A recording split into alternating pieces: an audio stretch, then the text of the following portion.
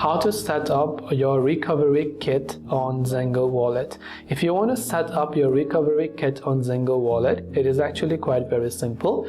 Just launch the Zengo Wallet app, and this is the type of information that you will be able to see. So you want to log in. Now, setting up recovery kit means after that you'll be able to buy or sell cryptocurrencies. So tap on the security icon from the bottom right of the screen. Then right here you can see the option called recovery kit. Now you will be asked to verify your email, and you'll be able to also ask to verify your Google account and then back the recovery file to your Google account without a recovery phrase.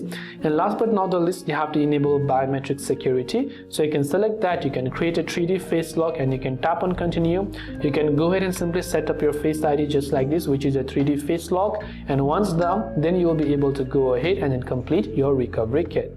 That's all it takes for you to set up your recovery kit on Zengo Wallet. I hope the video helped you out. If you have got any further questions, feel free to leave them down below. As always, thanks for watching till the very end, and see you soon in our next video.